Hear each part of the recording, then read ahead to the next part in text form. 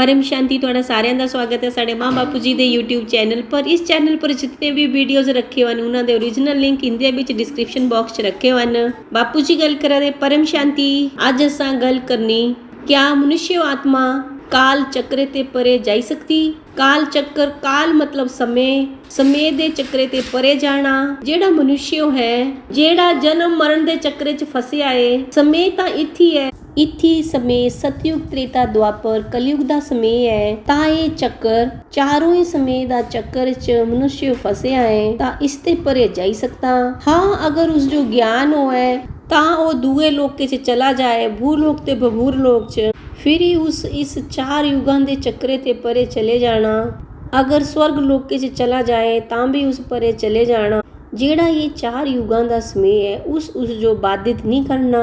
अर्ध प्रलय प्रलय च वो आत्मा नहीं आउंदियां, वो भूलोक और बभूर लोक ते चक्रे ते परे हुई गया। वो समय उस जो बाध्य नहीं करी सकता। फिर यो स्वर्ग लोक दे समय च आया और स्वर्ग लोक दा समय भी तां स्वर्गे च एक दिन बराबर धरती पर एक साल हुंदा।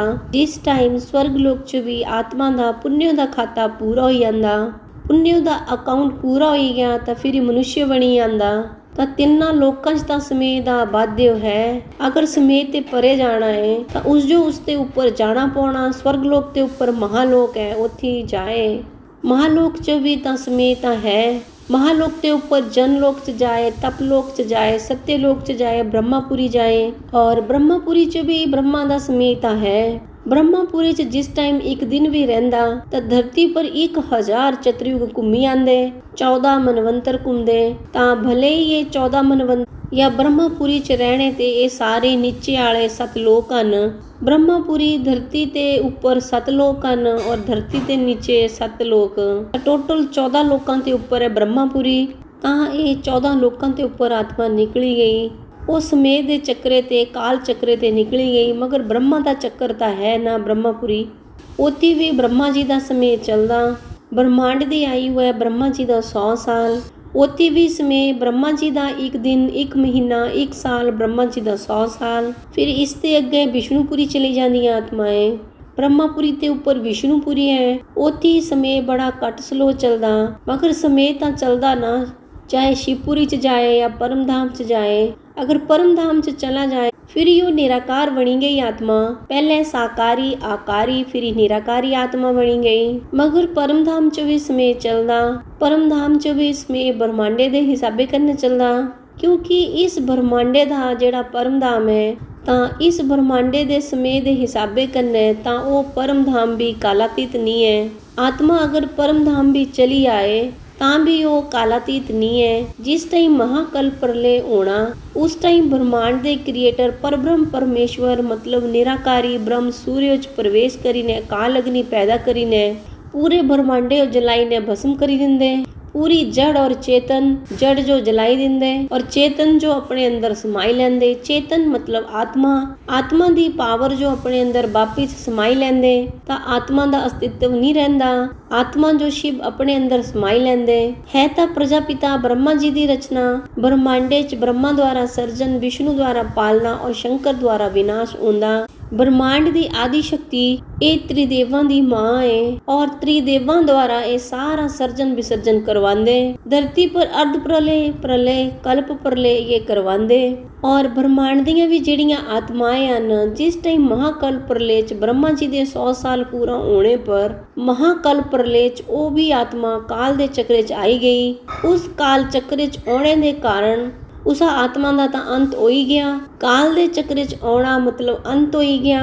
अगर कोई बड़ी पावरफुल आत्मा है, समझा कोई 4, 5, 10 कला दी आत्मा है, 15 कला दी आत्मा है, तां वो जिस टाइम महाकल्प प्रलय हुंदा तां वो इत्थी ते निकली कन्ने महाब्रह्मांड मतलब गैलेक्सी आकाश गंगा चली गई।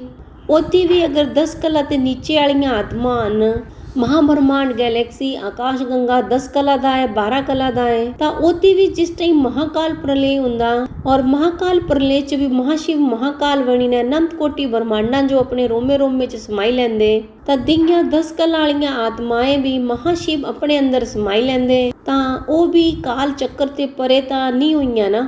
ਗੈਲੈਕਸੀਆਂ ਦਾ ਵੀ ਜਿਹੜਾ ਮਹਾਬ੍ਰਹਮੰਡ ਹੈ, ਗੈਲੈਕਸੀ ਮਤਲਬ ਮਹਾਬ੍ਰਹਮੰਡ, ਤਾਂ ਉੱਥੇ ਵੀ ਆਤਮਾ 10 ਕਲਾ ਵਾਲੀਆਂ ਉਹ ਵੀ ਕਾਲਾਤੀਤ ਨਹੀਂ ਬਣੀ ਸਕਦੀਆਂ, ਕਿਉਂਕਿ ਉਹ ਵੀ ਮਹਾਕਾਲ ਚੱਕਰ 'ਚ ਫਸੀ ਆਉਂਦੀਆਂ, ਤਾਂ ਉਹਨਾਂ ਦਾ ਅਸਤਿਤਵ ਨਹੀਂ ਰਹਿੰਦਾ ਮਹਾਕਾਲ ਚੱਕਰ 'ਚ।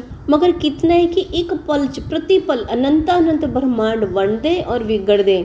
ਮਹਾਸ਼ਿਵ ਦੀ ਇੱਕ ਪਲ ਬਰਾਬਰ ਬ੍ਰਹਮਾ ਜੀ ਦੇ 100 ਸਾਲ, ਹੁਣ ਬ੍ਰਹਮਾ ਜੀ ਦੀ ਇੱਕ ਪਲ ਬਰਾਬਰ ਧਰਤੀ ਪਰ 1 ਲੱਖ ਸਾਲ ਹੁੰਦੇ। ਇਹ ਸਮੇਂ ਦਾ ਚੱਕਰ ਹੈ, ਇਸ ਜੋ ਸਾਇੰਸ ਵਾਲੇ ਡਾਇਮੈਂਸ਼ਨ ਬੋਲਦੇ, ਅਲੱਗ-ਅਲੱਗ ਡਾਇਮੈਂਸ਼ਨ ਪਰ ਸਮੇਂ ਅਲੱਗ-ਅਲੱਗ ਚੱਲਦਾ। ਤਾਂ ਇਹ ਜਿਹੜਾ ਸਾਰਿਆਂ ਜੋ ਗਿਆਨ ਹੈ, ਬੜੀਆਂ ਪਾਵਰਫੁਲ ਆਤਮਾएं ਹਨ। ਸਮਝਾ ਕਿ ਕੋਈ 25 ਕਲਾ ਦੀ ਆਤਮਾ ਹੈ ਤਾਂ ਮਹਾਕਾਲ ਪ੍ਰਲੇ 'ਚ ਵੀ ਉਹਦਾ ਅਸਤਿਤਵ ਰਹਿੰਦਾ, ਫਿਰ ਉਹ ਯੂਨੀਵਰਸ ਚਲੀ ਜਾਂਦੀ, ਯੂਨੀਵਰਸ ਦਾ ਵੀ ਵਿਸਰਜਨ ਹੁੰਦਾ, ਫਿਰ ਗ੍ਰੇਟ ਯੂਨੀਵਰਸ ਚਲੀ ਜਾਂਦੀ। ਮਗਰ ਜਿਸ ਟਾਈਮ 25 ਕਲਾ ਦੀ ਆਤਮਾ ਵੀ ਗ੍ਰੇਟ ਯੂਨੀਵਰਸ 'ਚ ਬਚੀ ਨਹੀਂ ਪਾਉਂਦੀ।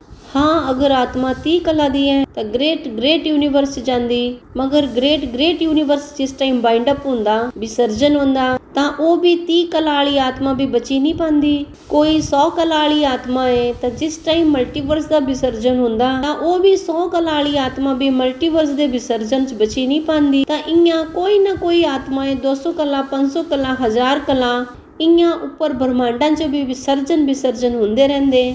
ਕੇਵਲ ਬੇਹਦ ਦੀਆਂ ਗਿਆਨੀ ਆਤਮਾएं ਹੀ ਬੇਹਦ ਦੇ ਪਰਮਧਾਮ ਚਲੀਆਂ ਜਾਂਦੀਆਂ, ਬੇਹਦ ਕੀ ਕਲਾ ਦੇ ਪਰਮਧਾਮ 'ਚ ਚਲੀਆਂ ਜਾਂਦੀਆਂ, ਤਾਂ ਉਹੀ ਕਾਲਾਤੀਤ ਬਣੀ ਜਾਂਦੀਆਂ, ਉਹੀ ਅਸਲ 'ਚ ਕਾਲ ਚੱਕਰ ਤੇ ਪਰੇ ਹੋ ਜਾਂਦੀਆਂ। ਕਾਲ ਚੱਕਰ ਉਹਨਾਂ ਨੂੰ ਛੂ ਹੀ ਨਹੀਂ ਸਕਦਾ, ਕਿਉਂਕਿ ਉਹ ਕਾਲ ਤੇ ਹੀ ਨਿਕਲੀ ਗਈ।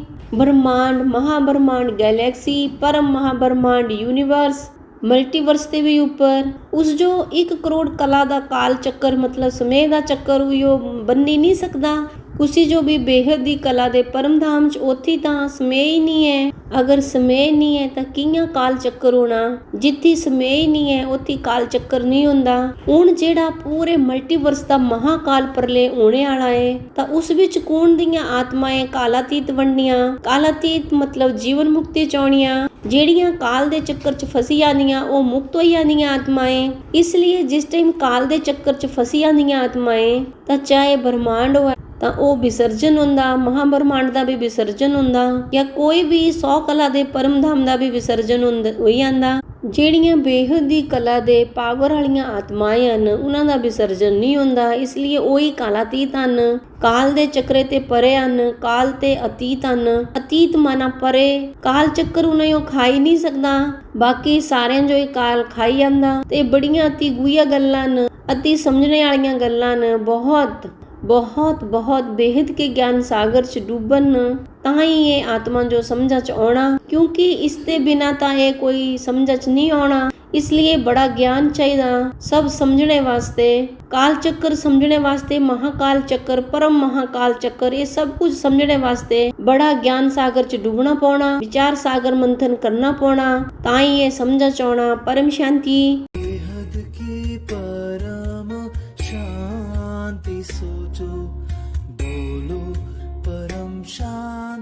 Join us daily for live meditation, 10 p.m. to 11 p.m. on YouTube Live. Subscribe now. Website www.paramshanti.org. Email us anand@paramshanti.org. Like, share, subscribe. Join today.